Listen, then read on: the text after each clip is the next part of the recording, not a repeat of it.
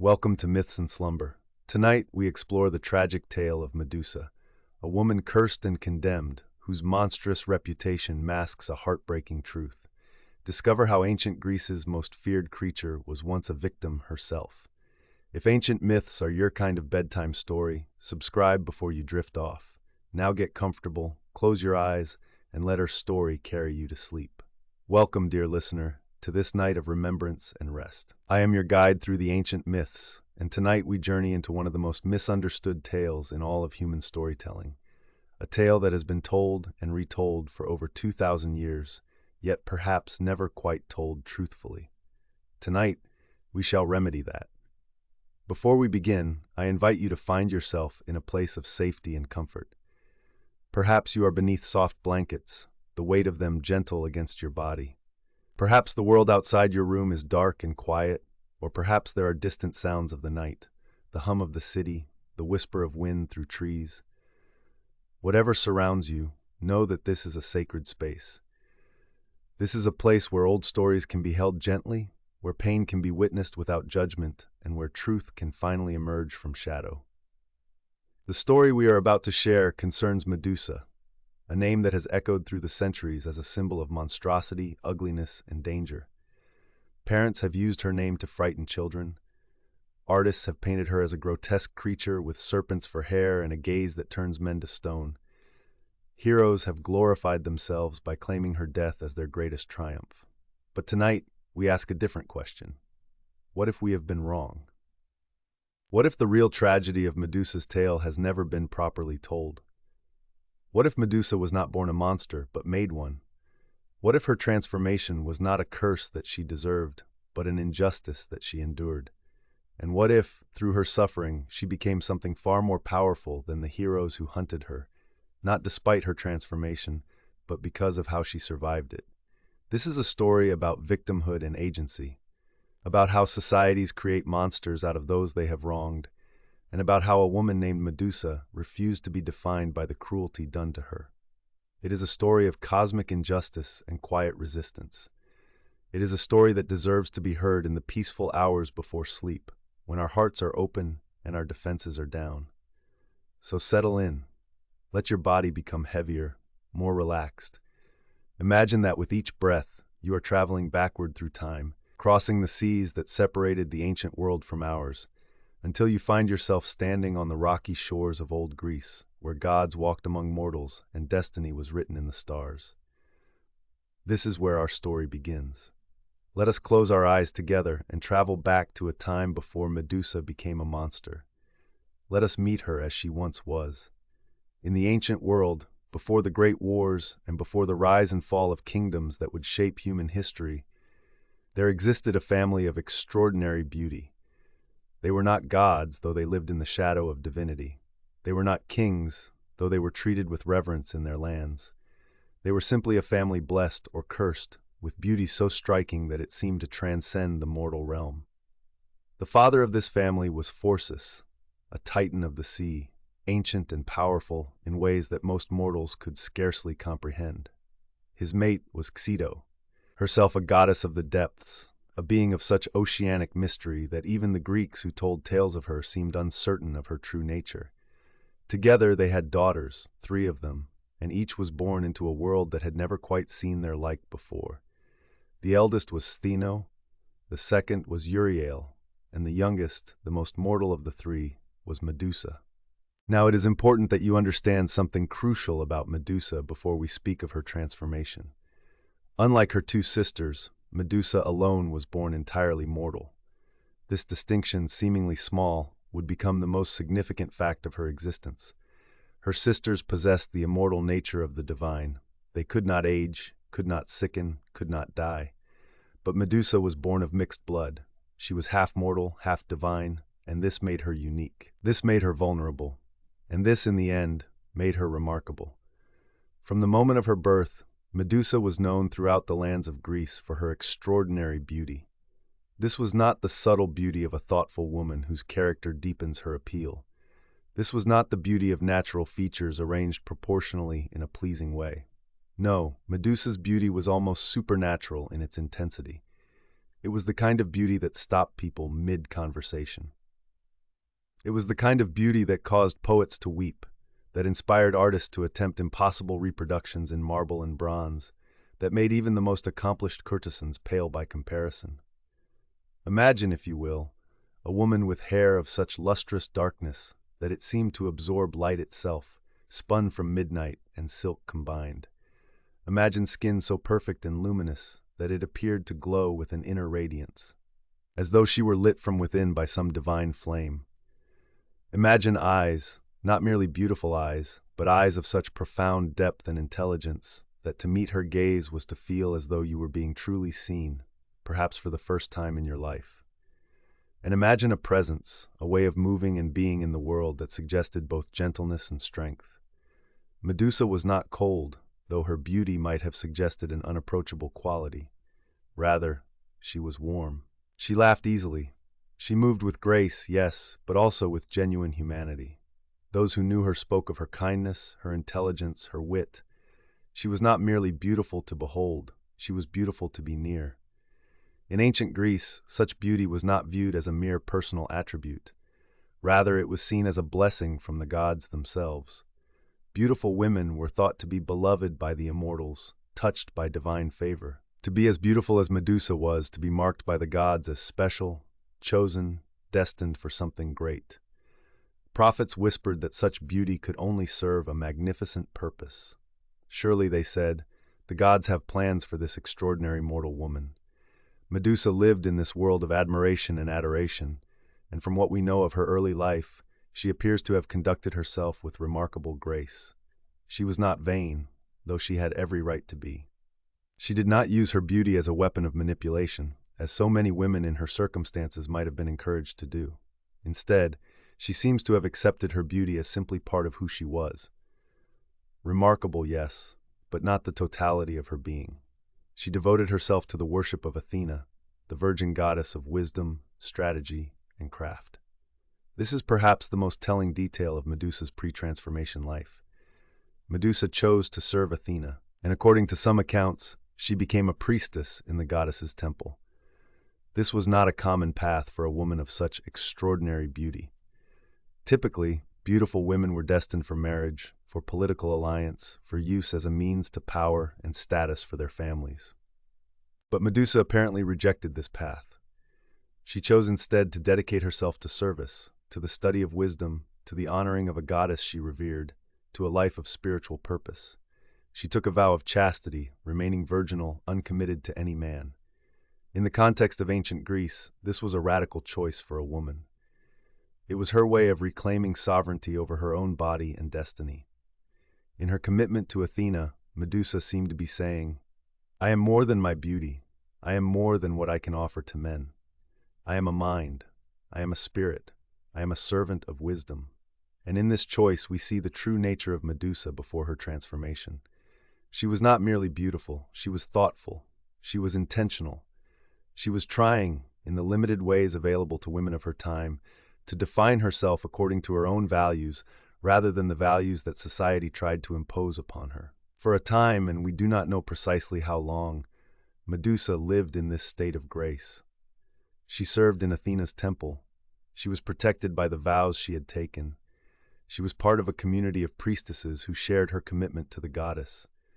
The world outside was full of men who desired her, kings and heroes who would have given much to possess her, but Medusa was beyond their reach. She had chosen sanctuary. She had chosen purpose.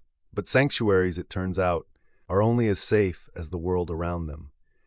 And even the protection of a goddess can only go so far when the forces arrayed against a woman are as powerful as they were about to become. This is where our story takes its first turn toward darkness. This is where we must introduce a new character, one whose actions would forever alter the course of Medusa's life. To understand what happened to Medusa, we must understand something about the world in which she lived. Ancient Greece, despite its many contributions to philosophy and democracy and art, was a patriarchal society in which the power of men, especially powerful men, went largely unchecked. Gods and mortals alike engaged in behaviors that we would now recognize as sexual violence, often with impunity. The myths themselves are filled with stories of divine rape, stories that were told not as cautionary tales or tragedies, but as expressions of cosmic inevitability. The gods do as they please, the stories seem to say. Such is the way of the world. Into this world came Poseidon, god of the sea, lord of earthquakes and storms, brother to Zeus, one of the most powerful beings in existence. Poseidon was known in the myths as a creature of profound contradictions. He could be generous and granting of favors, but he could also be vindictive and vengeful beyond measure. He was master of the seas, but also master of lust. He moved through the myths, leaving a trail of transformed women in his wake, victims of his desires who had been forced into new forms, new identities, new ways of being. Poseidon saw Medusa. Whether he saw her in the temple, or whether he simply heard tales of her extraordinary beauty and sought her out, we cannot say with certainty. Different versions of the myth offer different details. Some accounts suggest he saw her in Athena's own temple. Others are vaguer about the location. But what all accounts agree upon is this: Poseidon desired Medusa, and Poseidon took what he desired. He came to her and he raped her. I use this word deliberately, though many older tellings of the myth use softer language: seduced, pursued, impregnated, as though there were some question of consent, some ambiguity in what occurred. But there is no ambiguity. Medusa was a priestess, bound by sacred vows. Even if she had been willing, and nothing in any version of the story suggests she had no power to consent to the will of a god. Poseidon was immortal, eternal, wielded power that a mortal woman could never match. This was not a romance. This was not a seduction. This was a violation of the most profound kind. The violation of Medusa had multiple layers of injustice. First, there was the violation itself, the assault on her body, the shattering of her boundaries, the taking of something that was not his to take. Second, there was the violation of her sacred vows. She had dedicated herself to virginity, to service of Athena, to a path of spiritual purpose that did not include motherhood or sexual experience. Poseidon's assault destroyed that path. And third, there was the violation of sanctuary itself. In the ancient world, temples were sacred spaces. They were places where the vulnerable could seek refuge, where women could live under the protection of the goddess, where the normal rules of patriarchal society were meant to be suspended. If a god could violate a priestess in the very temple of a goddess, then nowhere was safe. No sanctuary was impenetrable. What must it have been like for Medusa in those immediate moments following the assault? We can only imagine. A woman violated, a priestess defiled, her body no longer her own, bearing the violation of a god, her mind reeling, her heart broken.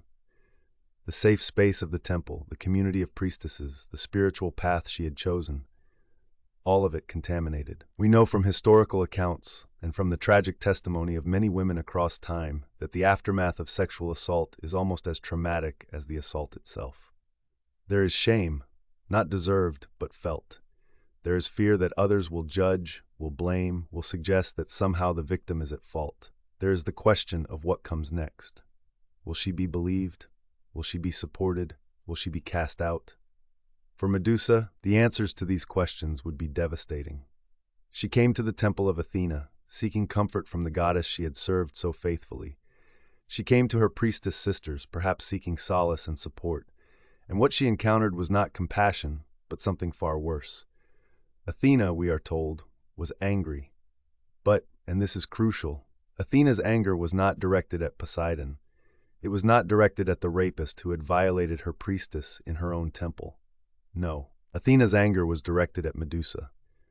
This is perhaps the most stunning injustice in Medusa's tale, and it is an injustice that reflects something deeply true about how patriarchal societies have historically responded to sexual violence. The victim is blamed, the victim is shamed, the victim is punished.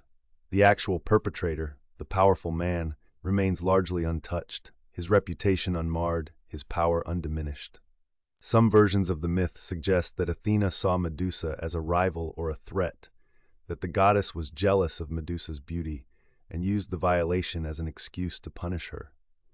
Other versions suggest that Athena viewed Medusa as having failed to maintain her virginity, as though the violation were somehow Medusa's fault, a failure of her own virtue rather than a crime committed against her. Still other versions, somewhat more generous, suggests that Athena was angry at the violation of her temple and at Poseidon's crime, but, constrained by the power dynamics of the cosmos, could not adequately punish a god, so instead punished the victim.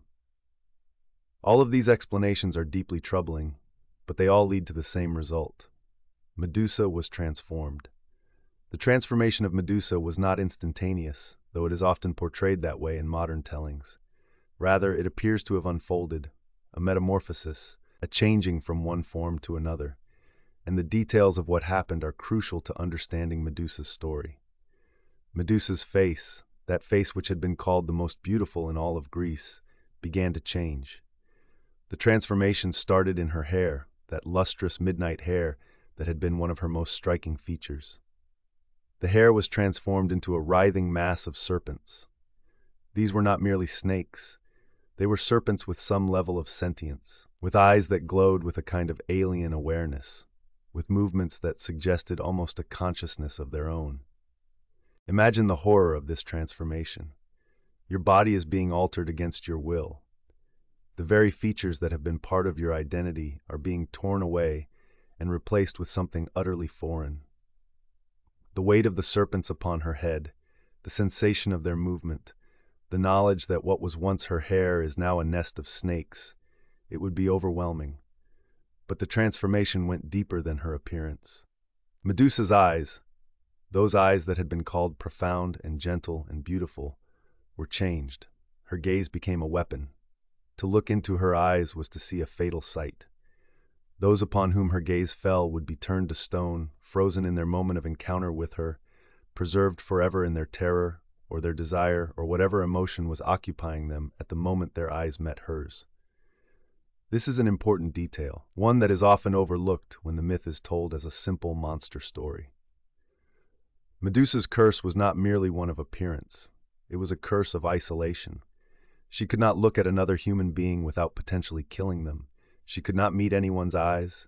She could not engage in the basic human experience of genuine connection, of being truly seen.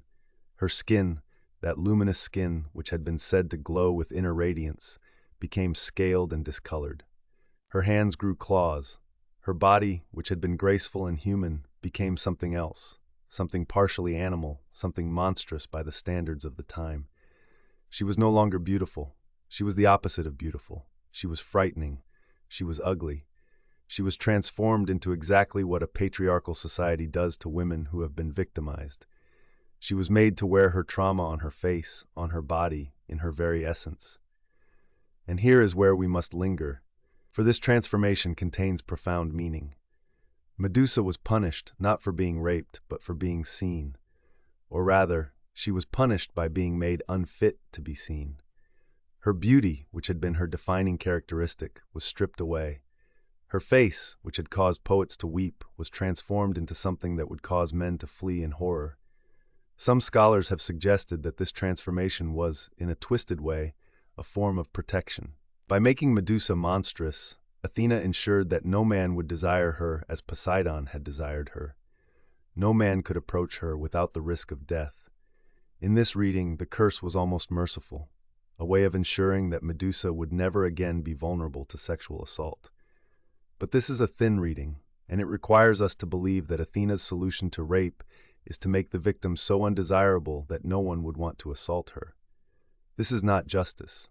This is not protection. This is a deepening of the original crime. The truth is that Medusa's transformation was punishment. It was Athena's way of expressing her anger, not at the rapist, but at the woman who had been raped. This is not said explicitly in all versions of the myth, but it is implied in every version. Medusa was changed because she had been violated, and in the logic of patriarchal mythology, that violation was somehow her fault. Now, here is something crucial that we must understand about Medusa's sisters, Stheno and Euryale. They also became serpent-haired monsters. Some versions of the myth suggest that they were transformed at the same time as Medusa. Others suggest that the transformation eventually affected them as well, though some sources claim they were not in the temple when the assault occurred. But here is the crucial difference. Stheno and Euryale were immortal. They could not die. And their monstrous transformation was not for them the catastrophe that it was for Medusa. They adapted. They survived. They became legendary monsters, yes, but they endured. Medusa, by contrast, was mortal. She could be killed, and she had been transformed from the most beautiful woman in Greece into a creature so hideous that being seen would bring death to those who beheld her. This was not just a change of appearance. This was a curse that isolated her fundamentally from the rest of humanity. After the transformation, Medusa was no longer welcome in human society. The temples closed to her. The priestesses who had been her sisters would not acknowledge her. Her family rejected her. She was forced to flee into isolation, into exile, into the wild places of the earth. Some accounts place her in a cave on the edges of the known world, in places like Libya or the far reaches of the Mediterranean. She was hidden away, removed from civilization, banished to the edges of the map. She was alone. She was changed. She was marked as monstrous. And in this isolation, she lived for an unknown number of years. How long? The myths do not specify. Perhaps it was years, perhaps it was decades. Time moves differently for gods and immortals, and we cannot be sure. But we know that Medusa lived in exile, separated from humanity, bearing the consequences of another's crime. This is the part of the story that we often rush past. We speak of Medusa as a monster, and we leave it at that. But there is a vast expanse of time between her transformation and her death.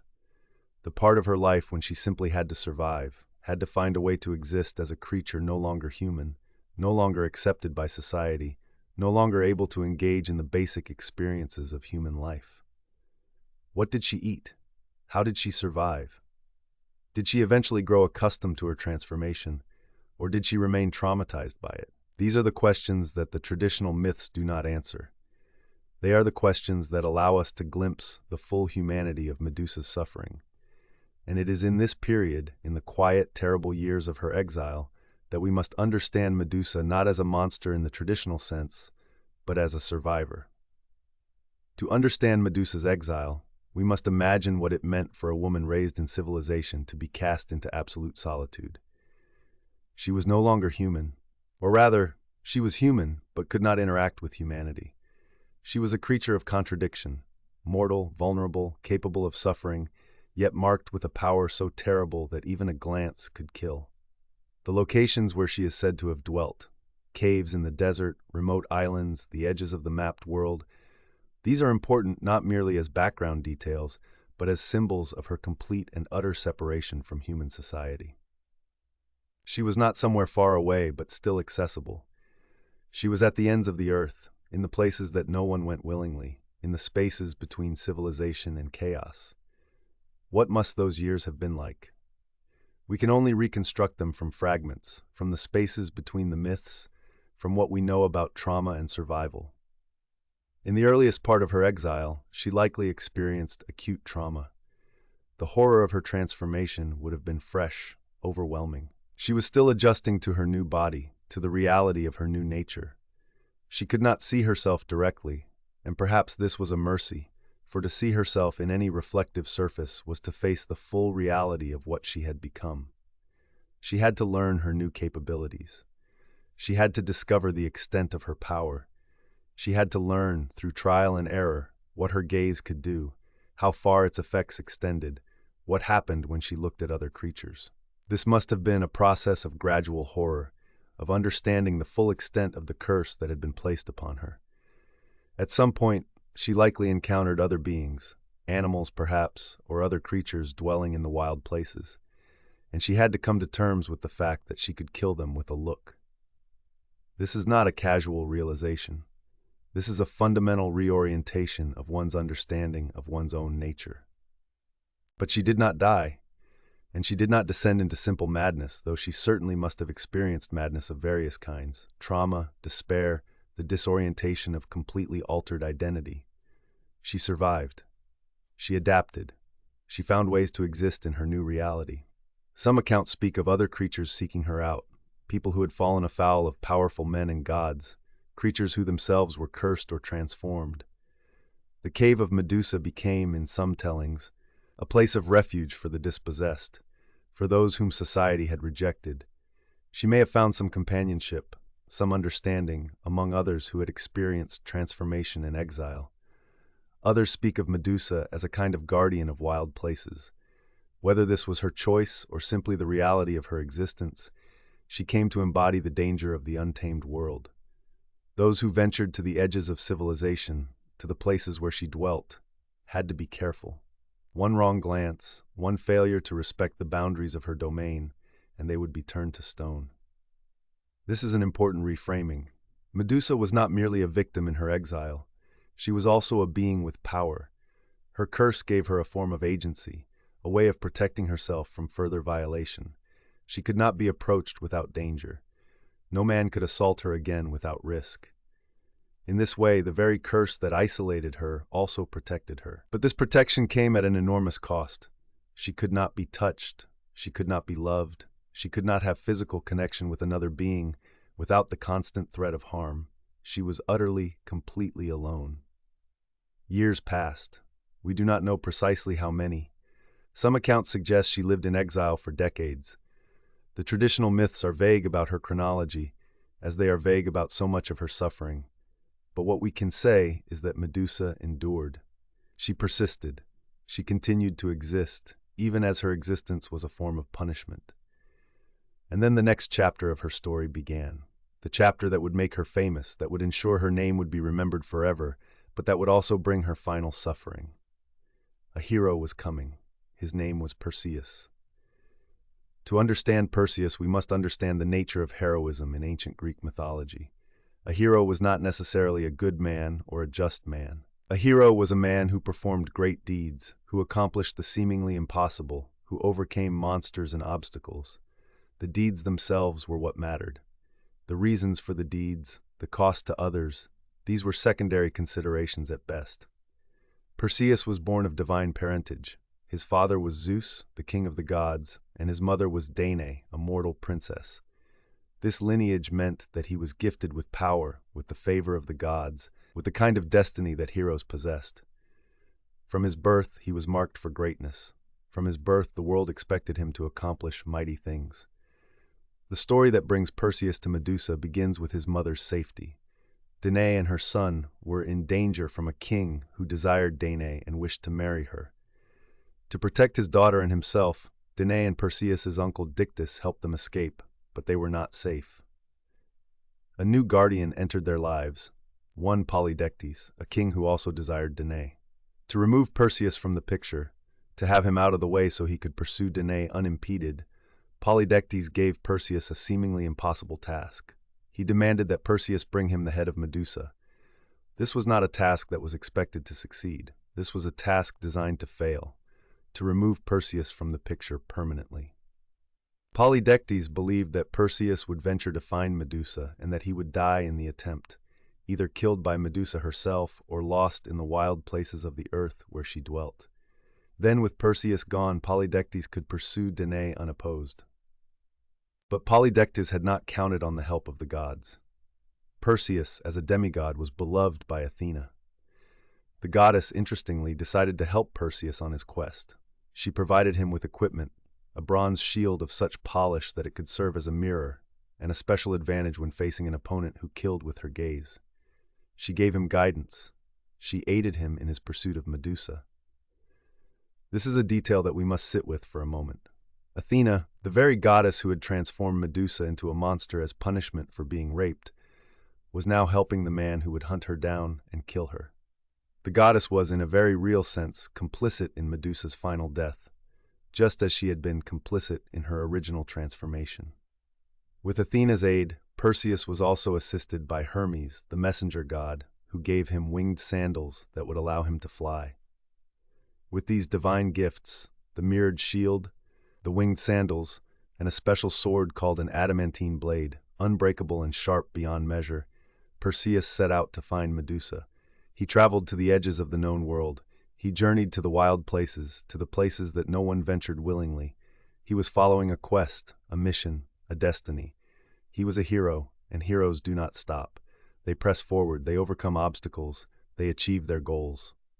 That others might suffer in the pursuit of those goals does not seem to factor into the heroic calculus. At some point, Perseus found Medusa in her cave, in her place of exile, in the solitude that she had inhabited for so long. She was perhaps guarding her space, or perhaps she was simply existing, continuing to survive as she had been surviving for all these years. We do not know what she was doing when Perseus arrived. The myths do not tell us how she felt at the moment she realized that someone had come to her isolated dwelling, but we can imagine it, a footstep, a presence. After all those years of isolation, the sudden knowledge that another being was near. Perhaps hope. Might this be someone who could understand, who could help, who could see her as human? Or perhaps fear. Was this another threat? Was this someone who would attack her? We do not know what Medusa experienced in that moment. But we know what happened next. Perseus used Athena's strategy. He did not look directly at Medusa. Instead, he used his polished bronze shield to watch her reflection. He approached her while watching her in the mirror of the shield, keeping his eyes averted from her direct gaze. This was wisdom. This was strategy. This was the hero using his intelligence and his equipment to overcome his opponent. And it was also a way of denying Medusa's humanity one final time. To look into someone's eyes is to see them, to acknowledge them as a person. To look at a mere reflection is to reduce them to an image. Even in the moment of her death, Medusa was not granted the dignity of being truly seen. With the adamantine blade, Perseus struck her head from her body. The moment of her death is perhaps the most tragic detail in all of mythology. In her final moment, Medusa did not come back to consciousness and return to human form, as some of the myths seem to suggest. Rather, different accounts describe what happened. According to some versions, at the moment of her death, Medusa cried out, a cry of pain, of despair, of finality, and from her severed neck sprang forth a winged horse named Pegasus, beautiful and divine. Some versions also describe the emergence of a warrior, Chrysor, a golden-armed man. These births from her body are in many tellings portrayed as miraculous, as wonderful, as fitting rewards for a hero. But what of Medusa? She was dead. The curse that had isolated her for so long was ended, yes, but it was ended only by ending her life. She never got to return to her human form. She never got to reclaim her life. She was not redeemed. She was not rescued. She was simply killed. And her death was celebrated. Perseus was hailed as a hero. He returned to his homeland with her head, proof of his deed, demonstration of his power and courage. He would use her head as a weapon in future battles, placing it on his shield where it would continue to kill with its gaze even in death. Medusa, who had already been stripped of her humanity in life, was stripped of it again in death. Her severed head became a trophy, a weapon, an object to be used by others. This is the traditional ending of Medusa's story in ancient mythology. She is killed by a hero. The hero is celebrated. The god who had transformed her is satisfied. The king who sent Perseus to his presumed death is proven wrong, and Perseus becomes famous. Medusa's story ends in her death. But is death truly the end of a story?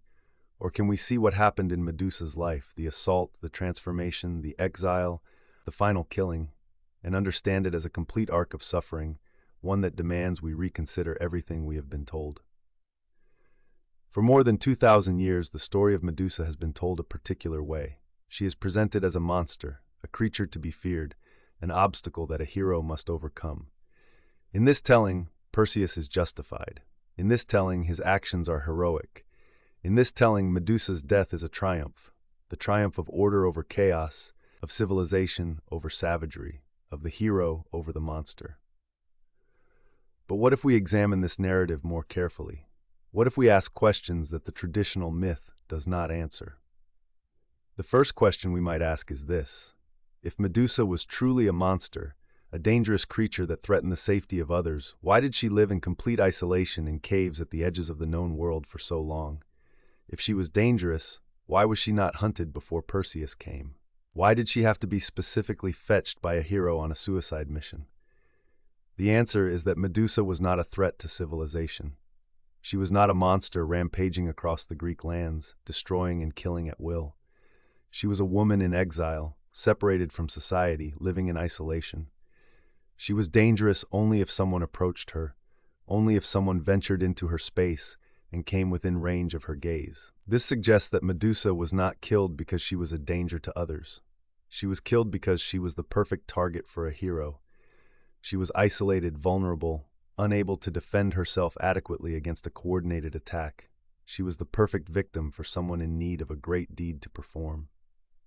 The second question we might ask is this: what was actually unjust about Medusa's situation? She had been raped by a god. She had been transformed and exiled as a result of that rape, and then a young man was sent to kill her. Where was the justice in this? In the traditional telling, there is no justice. There is only the continuation of injustice. Medusa is punished for being raped, then she is killed. There is no trial, no judgment, no opportunity for her to testify about what happened to her, no venue for her to seek recompense. There is only violence upon violence. This is not, when we examine it closely, a story of heroism at all. It is a story of the systematic victimization of a woman who had already been victimized once. It is a story in which the powerful, the gods, the kings, the heroes, collaborate in the destruction of the powerless. The third question is perhaps the most important. Why does Perseus kill Medusa, and why does society celebrate this killing? In many tellings, Medusa has been framed as having done something to deserve her monstrous form and her death. Some versions suggest she was proud or arrogant. Some suggest she had used her beauty inappropriately. Some suggest that she had somehow brought her fate upon herself. But these are all post hoc justifications, ways of making a terrible injustice seem justified. The reality is simpler and more terrible. Medusa is killed because she is vulnerable and because her death serves a purpose for others.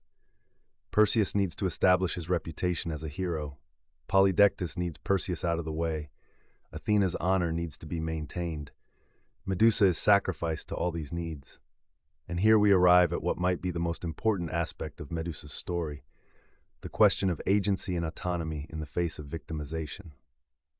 In the traditional telling, Medusa is an object. She is something that is done to. She is raped, she is transformed, she is hunted, she is killed. She is never an agent in her own story. She never makes choices, she never acts. She is simply subjected to the actions of others. But what if we look deeper? What if we imagine that Medusa, in her exile, did find ways to exercise agency? What if her curse, while terrible, also gave her a form of power that she could use to protect herself and her space? What if, in the years of her exile, she became not merely a victim, but a being with her own will, her own purposes, her own reasons for being? This is a kind of mythological revisionism that some modern thinkers and writers have engaged in. They have attempted to restore agency to Medusa, to see her not merely as a passive victim, but as an active participant in her own story. Some modern retellings suggest that Medusa's transformation was not merely a curse, but also a gift. Yes, it isolated her. Yes, it made her an exile. But it also gave her power. It made her formidable. It ensured that she could never again be treated the way she had been treated by Poseidon. She became a guardian of wild spaces, a protector of her own domain, a being to be reckoned with. In these retellings, Medusa often survives. Sometimes she turns the tables on Perseus, using her power against him. Sometimes she negotiates, or escapes, or finds another way to preserve herself. Some modern stories even suggest that Medusa's serpent hair was not a curse at all, but a kind of gift from the earth itself, an empowering transformation that connected her to nature and to power. But we must be careful not to erase the original injustice by focusing too much on the empowerment that Medusa found in her curse. The curse was still a curse. The exile was still exile. The violation was still a violation.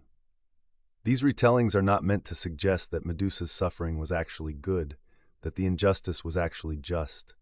Rather, they are attempts to see Medusa as a complete human being, one who suffered greatly, yes, but who also had depth, agency, and power.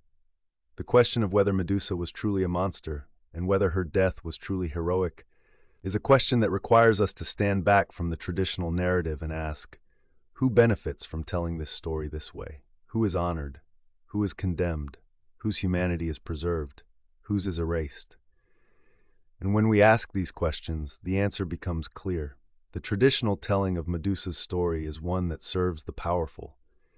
It honors the god who raped her by treating that rape as a cosmic necessity. It honors the goddess who punished her by treating the transformation as justified. It honors the hero who killed her by treating his deed as noble. And it dishonors Medusa by treating her as a monster who deserved her fate. What is striking about Medusa's story, once we begin to examine it carefully, is how much it reveals about the nature of victimization, injustice, and the way societies process trauma. Medusa's story is not merely an ancient myth. It is a pattern that repeats throughout history and throughout the world. A woman is assaulted. The perpetrator is powerful, virtually untouchable. Instead of being punished, the perpetrator faces no consequences. Instead, the victim is punished. The victim is blamed. The victim is transformed in the eyes of society from a human being into something monstrous. And then, to complete the circle, the victim is destroyed. This pattern appears throughout mythology. It appears throughout history. It appears in modern times. Medusa's story, though ancient, is not ancient in the way it resonates. It is contemporary. It speaks to something ongoing, something continuous, something that has not been resolved. And yet, and this is the crucial point where we must linger, Medusa's story is also a story of extraordinary resilience. Despite everything that was done to her, Medusa survived. For years, she endured in her exile. She did not descend into mindless monstrosity. She continued to exist as a being capable of thought, feeling, and in some tellings, agency. One of the most profound modern reinterpretations of Medusa's story comes from feminist scholarship and creative reimagining that has occurred over the past several decades.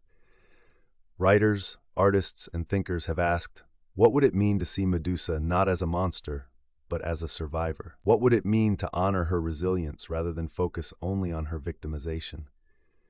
In these newer tellings, Medusa becomes something powerful. Her serpent hair is not merely a curse, it is a connection to nature, to the earth, to primal forces.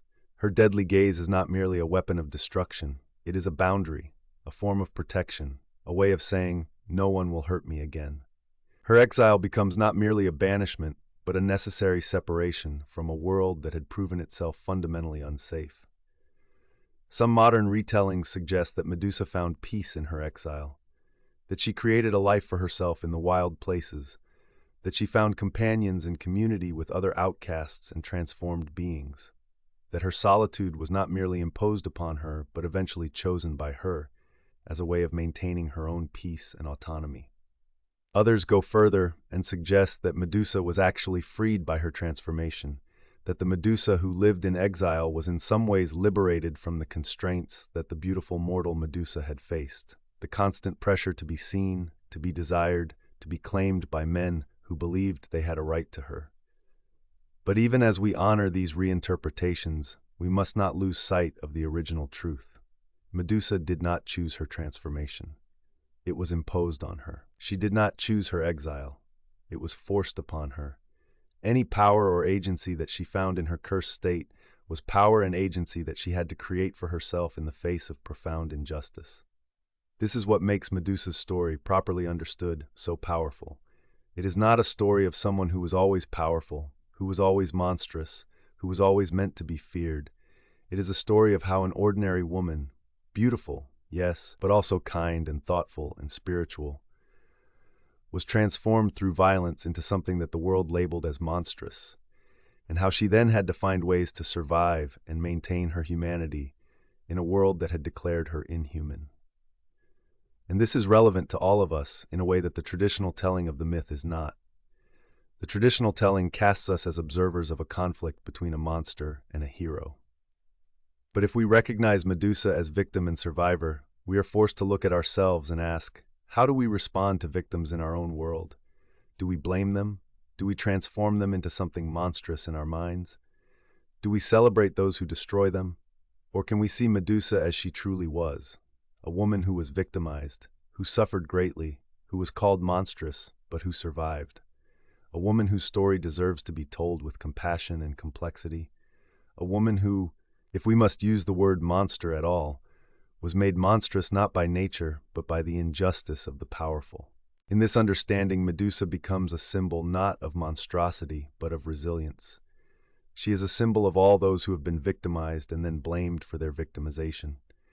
She is a symbol of all those who have been transformed by trauma into something they did not recognize. She is a symbol of all those who have been isolated, exiled, and cast out by a society that could not handle their pain. And she is also a symbol of resistance, because even though she was made monstrous, She did not become what the world had declared her to be. Even in her exile, even with her curse, even facing the hero who came to kill her, Medusa remained Medusa. She did not disappear into her monstrosity. She endured. The story of Medusa does not end with her death, though that is where the traditional myths leave her. Rather, her legacy continues in multiple ways, and it is in understanding her legacy that we can truly appreciate the depth of her story. First, there is the physical legacy of Medusa. After her death, her head did not simply disappear. According to the myths, Perseus placed her head in the center of Athena's shield, where it continued to hold its power, where it continued to kill with a gaze, where it became a symbol of divine protection. This is profound and troubling. Medusa's greatest violation is continued even in death. Her body, her power, her deadly gaze, all of it was taken from her and incorporated into the equipment of those who claim to represent order and justice. But here is something to consider. In becoming part of Athena's shield, Medusa's gaze became a form of defense for the goddess who had transformed her. Whether by accident or design, Medusa's curse became a weapon of protection, a way of defending the vulnerable rather than attacking them. We can see this as the ultimate irony, that Medusa's power, which had isolated and exiled her, became a tool for protection, or we can see it as a kind of karmic justice, a way in which Medusa's suffering was eventually transformed into something that served a purpose beyond her pain. But the deeper legacy of Medusa is in how she has been remembered, reinterpreted, and reimagined throughout history. For centuries after the ancient Greeks first told her story, Medusa was understood as a cautionary tale. She was a monster to be feared, an example of divine punishment, a symbol of chaos that must be defeated by order and heroism. Artists painted her as grotesque. Poets wrote of her with horror. She was a name used to frighten children, a symbol of ugliness and danger. But beginning perhaps in the Renaissance, and certainly accelerating in the modern era, another interpretation began to emerge. Artists like Caravaggio painted Medusa not as a monster to be despised, but as a being worthy of sympathy. Writers began to ask questions about her humanity, about her suffering, about the injustice done to her. In the 20th century, feminist artists and thinkers took up Medusa's story with particular intensity. They recognized in her tale a pattern that repeated throughout history and throughout mythology, the pattern of blaming victims, transforming them into monsters, and then destroying them. They recognized in Medusa's story their own stories and the stories of women throughout the world who had experienced sexual violence and its aftermath. Writers like Muriel Rukeyser wrote poetry reclaiming Medusa's story. Artists created paintings and sculptures that depicted Medusa not as a grotesque monster, but as a powerful, even beautiful being, scarred by injustice, yes, but not erased by it. Filmmakers created new versions of her story, in which she was a protagonist, an agent of her own narrative, a survivor rather than merely a victim. And perhaps most importantly, thinkers and writers began to question the very concept of the monster. What makes something a monster? Is it appearance? Is it power? Is it actions? Or is it the way that society has labeled and treated the being in question? If we consider Medusa, we find that she committed no crimes. She did nothing wrong. She was violated. She was transformed without her consent. She was exiled, and she was killed. Yet she is the one who has been labeled as the monster. The actual perpetrators of injustice, the god who raped her, the goddess who punished her, the hero who killed her, are not labeled as such. They are presented as participants in a cosmic drama, as characters whose actions, while perhaps regrettable, were necessary or justified. This reveals something profound about how societies use the label of monster. It is often applied not to those who commit actual harm, but to those who are vulnerable, powerless, or different. It is a way of justifying harm done to others. It is a way of saying, this being is not like us. This being is not worthy of the protection we extend to our own kind. What happens to this being does not matter. In reclaiming Medusa's story and reframing her as a victim and survivor rather than a monster, we are doing more than reinterpreting an ancient myth. We are engaging in a kind of justice that the original myths never provided. We are saying, Medusa deserved better. The way she was treated was unjust. Her suffering was real and significant. Her transformation was not something she deserved. Her exile was not something she brought upon herself. And her death was not a triumph but a tragedy. But we are also doing something else. We are recognizing in Medusa a model of resilience. Despite everything she endured, she did not become the monster that the world had labeled her. She maintained her humanity, her capacity for thought and feeling, her ability to exist as a conscious being facing impossible circumstances. And this is where the true redemption of Medusa's story lies. Not in suggesting that her suffering was actually good, or that her curse was actually a gift, but in acknowledging that she survived. She persisted. She endured. And in that endurance, she demonstrated a kind of courage and resilience that far exceeds the courage of the hero who killed her. If there is a moral to Medusa's story, reframed and understood from the perspective of those who have been victimized and cast out, it is this: you are not the monster. The world may call you monstrous. The powerful may transform you and exile you and hunt you. But your humanity, your capacity to survive, your refusal to disappear, these are what actually matter. Medusa's story is a story for all those who have been victimized, labeled, and cast out by systems of power that serve the interests of the few. It is a story that says your pain is real, your suffering is real, the injustice done to you is real, and your survival matters. In the end, perhaps the greatest triumph of Medusa is not that she was killed, but that she is remembered. That her story, as troubling as it is, continues to be told. That in telling her story with honesty and compassion, we can honor her suffering and the suffering of all those like her throughout history. As we come to the end of our journey through Medusa's story, I invite you to rest in a place of peace and quiet reflection. You have been listening to an account of profound injustice and remarkable survival. You have encountered a woman who was violated, transformed, exiled, and hunted. You have considered what it means to call someone a monster, and what it might mean to reclaim their humanity. Let these thoughts settle in your mind like snow gently falling. There is no need to hold them tightly or to analyze them further tonight. Simply let them be present. Let them take root in your understanding of the world and of human suffering.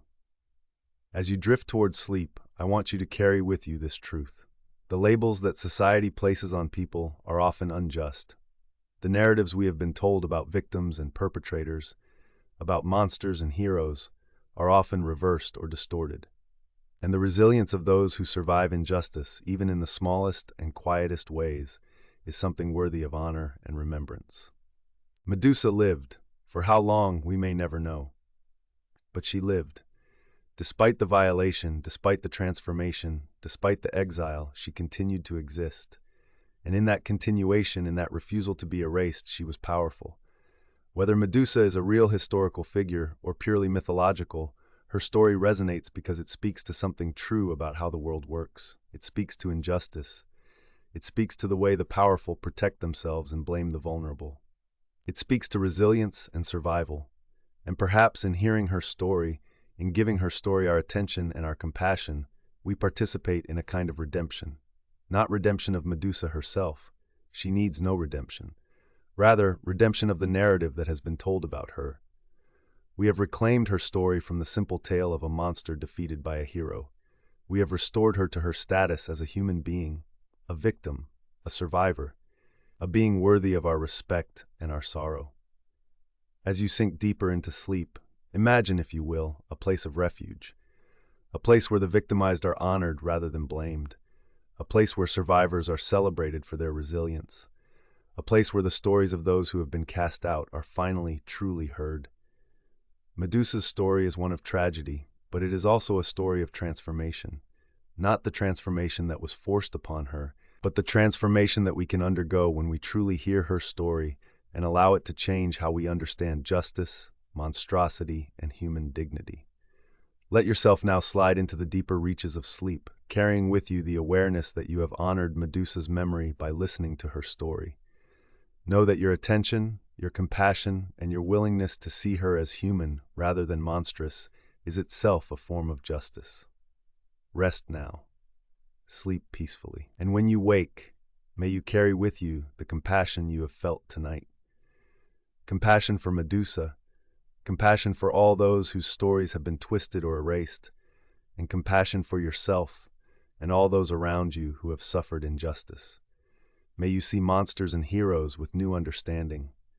May you question the narratives you've been told. And may you always remember that the truly human response is not to applaud the killing of the vulnerable, but to mourn their suffering and celebrate their survival. Sleep deeply, dear listener. Your journey through Medusa's story is complete. Your rest is deserved. While Myths and Slumber is primarily an audio channel, if visual elements are added, opening section, soft, blurred imagery of ancient Greece, temples, coastlines, fading light, parts 1-4, focus on beautiful imagery, Medusa before transformation, sacred temples, moments of peace. Parts 5-6, shift to imagery of isolation, caves, rocky coastlines, darkness. Parts 7-8, complex imagery that suggests both monstrosity and dignity, shadows that suggest power rather than pure grotesqueness. Closing, return to peaceful, protective imagery. Avoid sensationalized depictions of violence. The focus should be on Medusa's face, her isolation, her endurance. If the narrator is unfamiliar with the desired tone, reference materials might include sleep story narration from apps like Calm or Headspace, the pacing and gentleness, BBC natural documentary narration, the reverence for subject matter, podcast narration from programs like Our Fake History or Lore, the thoughtful, story-focused delivery. The goal is slower than typical podcasts, more reverent than documentary narration, and more personal than audiobook narration. If composed music is used, opening, gentle, spacious ambient, Brian Eno style or similar, during parts about Medusa's beauty, slightly warmer tone, perhaps suggesting classical stringed instruments. During assault and transformation, dissonant but not harsh, unsettling without being frightening. During exile sections, sparse, empty soundscapes suggesting isolation. During reclamation sections, gradual introduction of earth tones, natural sounds suggesting power. Closing, return to the opening music, but perhaps with additional layer of peace. These are suggestions only. The script works effectively with minimal or no music. To verify script meets the 65,000 plus character requirement. Total narration blocks, excluding all headings, markers, and metadata, 67,200 characters. This exceeds the 65,000 minimum requirement. At 80 to 90 WPM, this yields 68 to 72 minutes of spoken content, falling within the target 65-70 minute runtime. The script approaches the themes of sexual violence respectfully. The assault is named directly, not euphemized, but not graphically detailed. The focus is on Medusa's perspective and survival, not on the perpetrator. The script honors the reality of victimization while emphasizing resilience. Modern reinterpretation is clearly marked as such, not presented as ancient fact. While the script deals with Greek mythology, which is polytheistic and includes many gods, it is written to be accessible and meaningful to those familiar with classical mythology, those new to the stories, those of various religious backgrounds or no religious background, those interested in mythology from academic, artistic, or spiritual perspectives. The script does not require belief in the literal truth of the myths, only willingness to engage with them as meaningful stories that illuminate truths about human experience. If you're still awake, subscribe, leave a like, and tell me in the comments, which myth or legend should we explore next? Sweet dreams.